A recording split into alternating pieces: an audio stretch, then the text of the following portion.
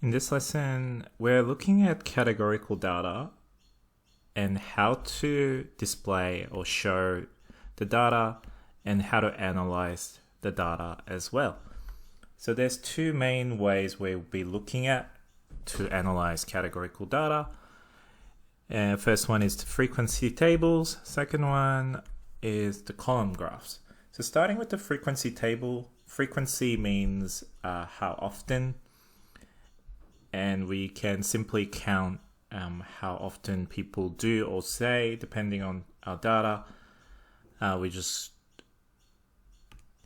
present the numbers in a table like this, where we have the categories on one side and frequency on the other, and they'll just be in numbers. What you may have not seen is the percentage column, so we can do frequency percentage.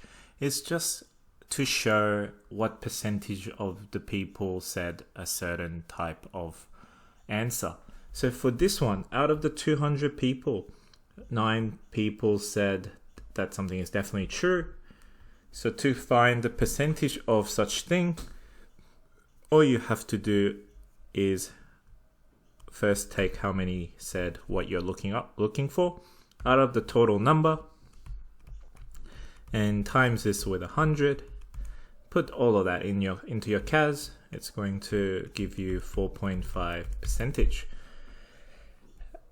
So always gonna be whatever the count is over the total times 100 is going to give you the percentage frequency. Next up is column graphs.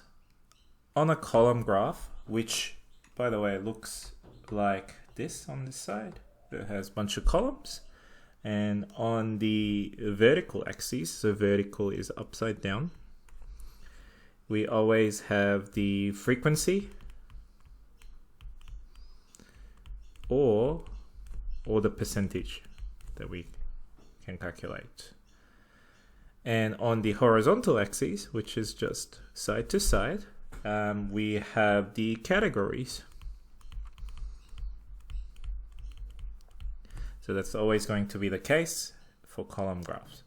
And the thing that separates column graphs with histograms, which they both look very similar, are the gaps.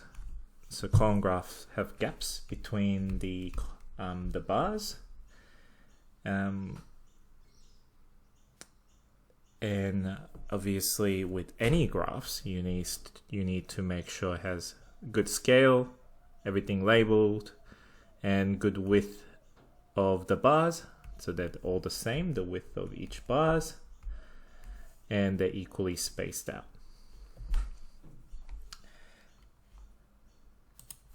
And the beauty of the column graph, it shows the distribution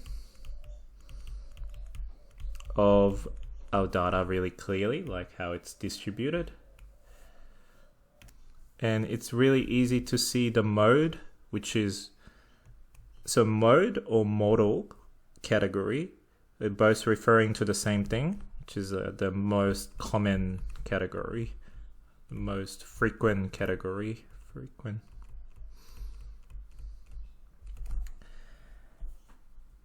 Oh, this should have gotten here. And after looking at frequency tables, column graphs, we can generate a fairly short and concise report that consists of a couple of sentences. So in a report, we just want to summarize. We want to be brief. We want to just get to the point. There's no introduction or anything like that. We just get straight to the point. And the point should include the context of what happened. So like how many people were there, what we were asking.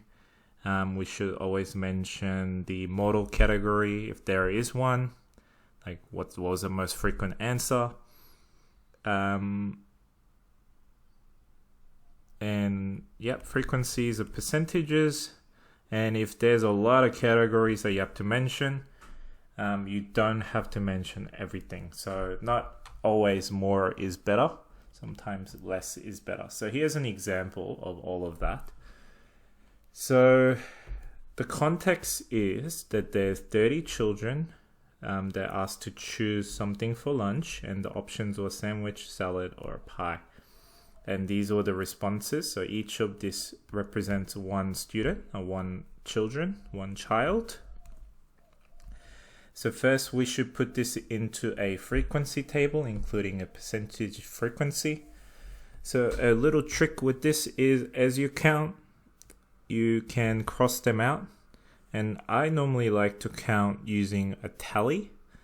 So you shouldn't be tallying here. Under frequency, you want whole numbers. So I sort of tally on the side.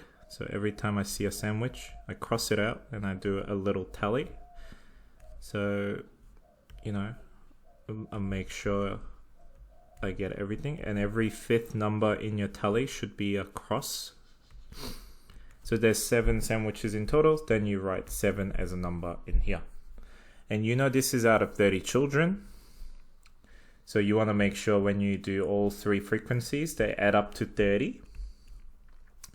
And to find the percentage frequency, you just go 7 out of 30 times 100. And that's going to be a percentage. So I'm going to do that really quickly. So this is what it should look like after you count everything. And if you look at this very carefully, when we add all of these up, because we did, well, all 30 of them out of the 30, it should add up to 100. But if you look at this very closely, it actually adds up to 99.99.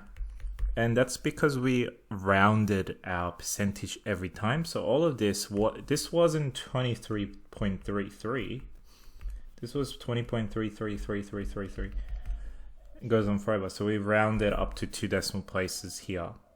So even though it adds up to 99.99, we should still write 100 here to show that we've accounted for everyone. And we know it adds up to 100, but just for sake of practicality, we can't write these 3s forever. So we've rounded each of these. However, we do know that it does add up to 100. And when you add these up, they should either add up to like 99.99 or like 100.12101. So very close to 100. Otherwise, you probably have done something wrong somewhere. All right, so now that's all done. We can turn this into a column graph. Remember to label everything. So on this one, we have frequency. So we should write frequency here. That's how you label things. Over here, we have like lunch options. So lunch. And then we have the 3 salad, sandwich, and pie. So let's do salad here, sandwich here, and pie here. And then the next thing you should do is to look at the frequency and determine what your scale should be. The highest your bar is going to go up to is 13. Because that's the highest frequency. The lowest it's going to go down to is 7. So you have a few options here. Option 1, you want to start from 0, and then you can go down every step, and then you can go up to 13 and then do it that way. Now that seems rather inefficient, and we want to be as efficient as possible, save time. So another way of going up by 2 every time, just make sure your scale is accurate, like you're spaced out pretty much equally, like mine right now isn't the best.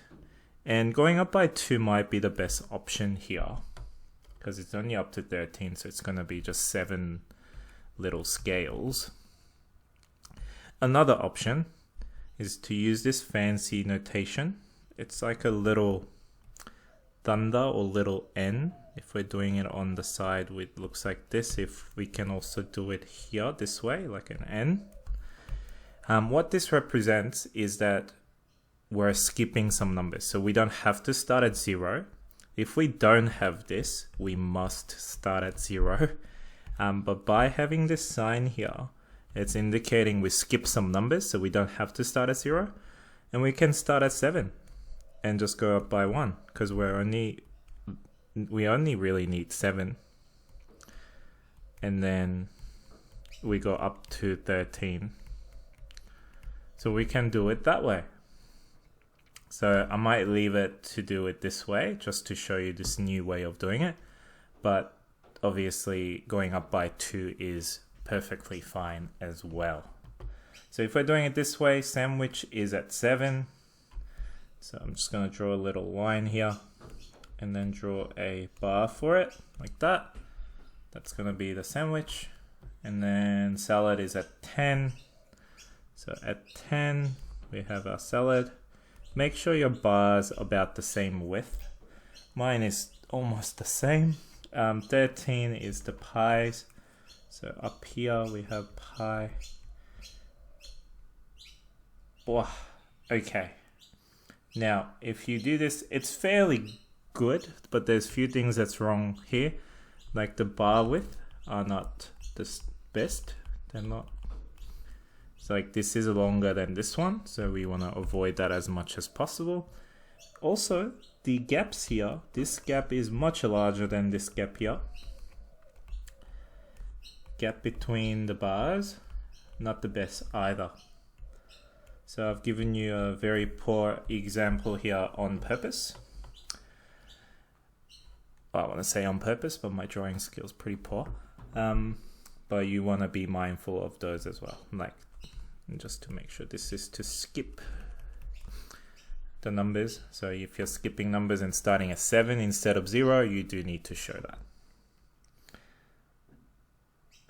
Okay. And then final step is to write a little report for this.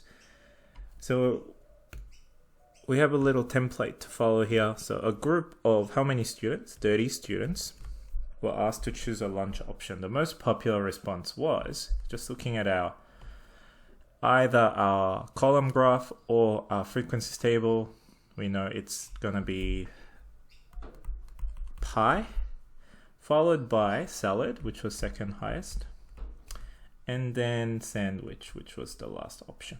So that's the little report that we've written for this one. All right. This one is very similar. We're just in a different context. The context here is that we're asked 25 children what activity they wanted to do: painting, story time, and Play-Doh. And the choices are here as a frequency table. So all we need to do here, we want to use the table to report on the popularity of the activities. And we want to mention the appropriate frequency to support the conclusions. So we'll follow the template that we have here. So we want to start off with a group of how many students. So I've started off with a group of 25 children were asked to choose an activity from painting, story time, or Play-Doh. I've shortened each of them because I felt really lazy, but you shouldn't. I'm leading by a bad example here. And then the next step is obviously you want to analyze your data. We can see Play-Doh was the most popular option with 14, followed by painting, and then story time was the last option. So we want to write those things in a sentence. So I've just written the most popular response was Play-Doh with 14 students, followed by painting and then story time. All right, the last task is for you to do. Here's some context. Have a read of what's written there and have a read of what you're asked to do. Actually, it doesn't ask you to do anything, so I'm just gonna write, you wanna write a report based on this, just like how I did on here or here. So have a go at that and then come back to the video to check your answers. So here I've written 200 people were asked to comment on the statement, astrology has scientific truth. The most common response was probably not true, 37.5%. And you can note that here I've used the percentage instead of the frequency. Either is fine. So as long as you use the correct number, whether it's 75 or 37.5, they're both fine. to use. And followed by probably true and definitely not true. Now you also notice that I didn't write all of the other two options because you really don't need to. You just want to show what are some top responses for this. You don't need to be listing all of them in that order.